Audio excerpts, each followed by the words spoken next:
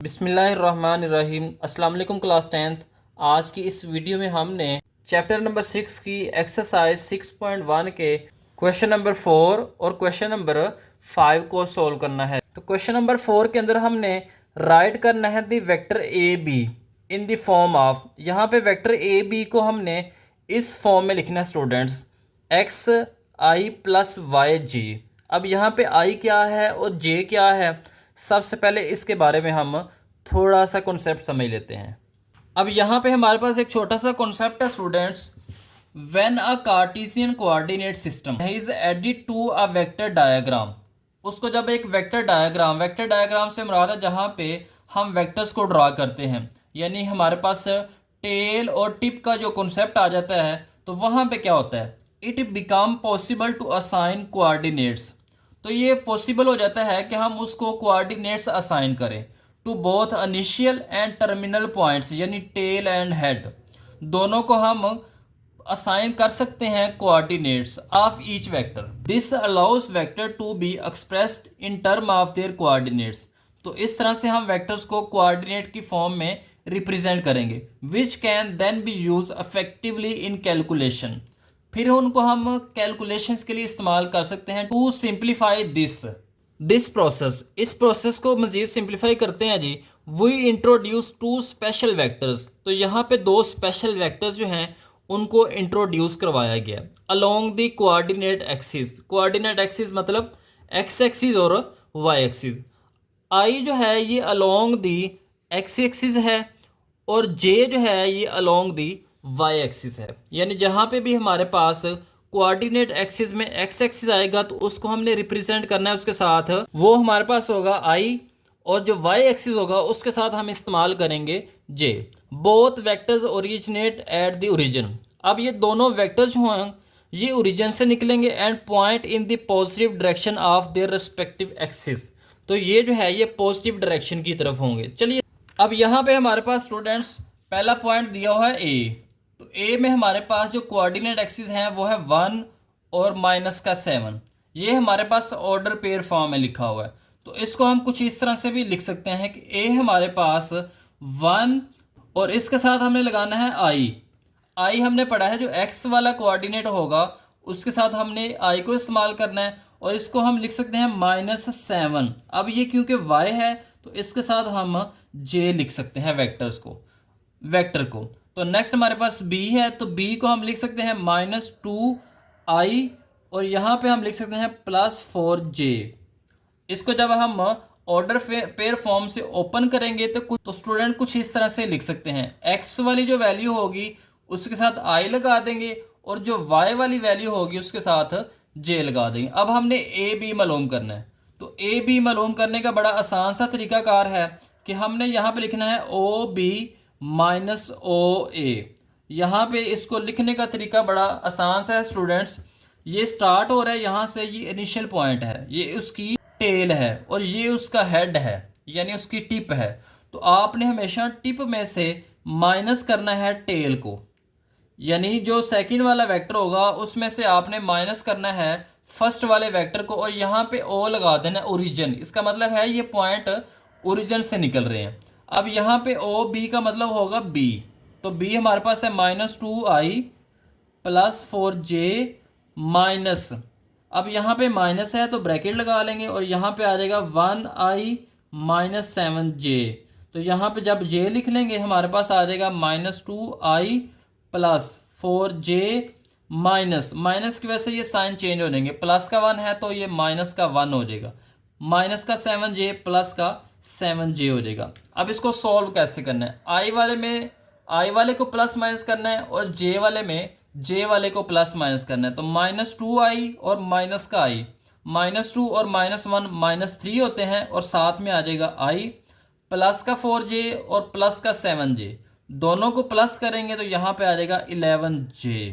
तो इस तरह से हम यहाँ पे ए बी वेक्टर निकाल लेंगे। तो नेक्स्ट पार्ट नंबर 2 है, तो यहाँ पे ए को हम लिख लेंगे, ए हमारे पास है जी 8i +9j, और यहाँ पे बी को लिख लेंगे हम, हमारे पास आ जाएगा 12i +3j।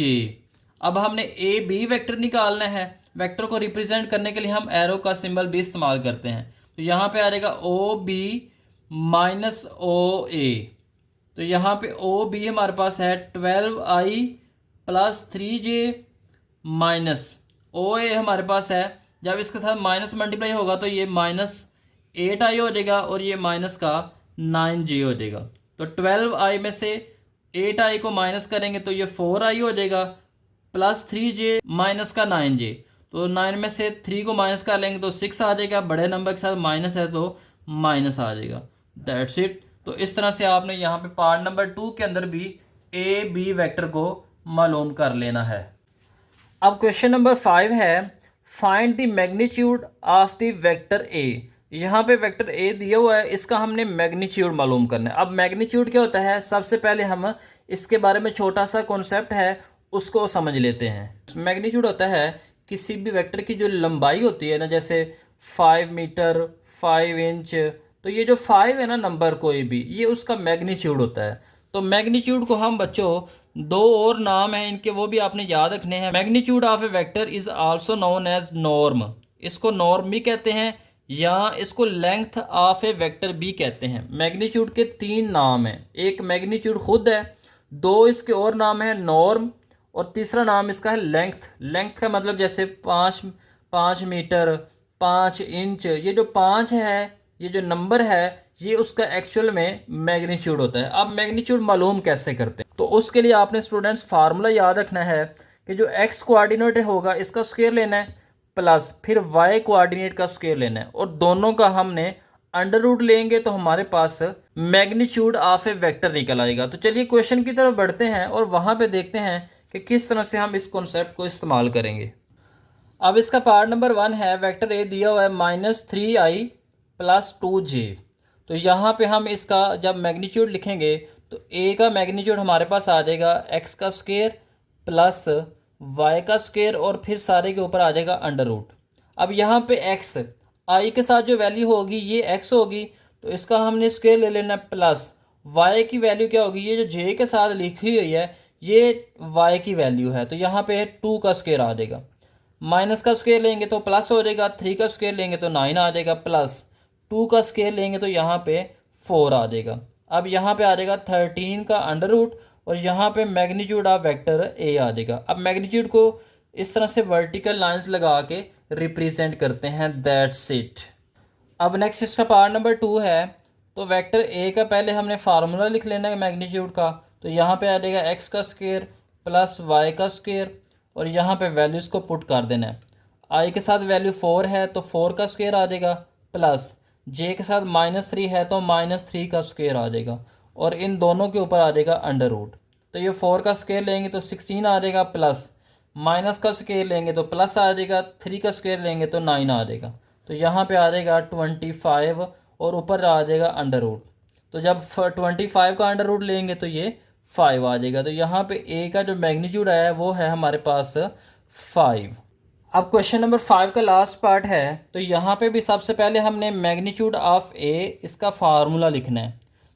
सबसे पहले स्टूडेंट्स आपने यहाँ पे फार्मूला लिखना है और फिर उस फार्मूले के अंदर वैल्यूज़ को पुट कर देना। आई के साथ यहाँ पे 1/2 है तो 1/2 का स्क्वायर आ जाएगा, प्लस जे के साथ यहाँ पे 3/2 है तो 3/2 का यहाँ पे स्क्वायर आ जाएगा और सारे का यहाँ पे अंडर रूट आ जाएगा। 1 का स्क्वायर लेंगे तो 1 आ जाएगा, 2 का स्क्वायर लेंगे तो 4 आ जाएगा, 1/4। यहाँ पे 3 का स्क्वायर लेंगे तो 9 आ जाएगा, 2 का स्क्वायर लेंगे तो 4 आ जाएगा। तो यहाँ पे मज़ीद इसको सिंप्लीफाई कर लेते हैं, 4 और 4 यहाँ पे ये हमारे पास इसका एलसीएम आ जाएगा। तो यहाँ पे आ जाएगा 4 4 से कैंसिल हो जाएगा तो 1 आ जाएगा, 1 को 1 से मल्टीप्लाई करेंगे तो 1 आ जाएगा, प्लस यहाँ पे भी वैसे ही आ जाएगा तो हमारे पास यहाँ पे 9 आ जाएगा। तो 9 + 1 हो जाएगा 10 और नीचे आ जाएगा 4। दोनों का हमने लिख लेना है अंडर रूट। अब 10 का अंडर रूट नहीं निकलता, पॉइंट में आता है तो इसको हमने ऐसे लिख लेना है। अब 4 का अंडर रूट लेंगे तो जब 4 का अंडर रूट लेते हैं तो 4 हमारे पास होता है 2 का स्क्वायर, स्क्वायर और स्क्वायर रूट कैंसिल हो जाएंगे तो सिर्फ 2 आ जाएगा। तो यहाँ पे हमारे पास आ जाएगा 2। तो यहाँ पे ए का मैग्नीट्यूड हमारे पास आया है √10/2। तो इस तरीके से स्टूडेंट्स आपने क्वेश्चन नंबर 5 को सॉल्व करना है। तो उम्मीद है स्टूडेंट्स आज की इस वीडियो में आपको 4 और 5 ये आपको क्वेश्चन समझ आ गए होंगे। अगर समझ आ गए हैं तो आपने इस वीडियो को लाइक भी करना है, आगे सब्सक्राइब भी करके शेयर कर देना है। अब आने वाली वीडियो के अंदर हम नेक्स्ट क्वेश्चंस के बारे में बात करेंगे और देखेंगे कि हमारे पास कौन से नए कॉन्सेप्ट्स हैं।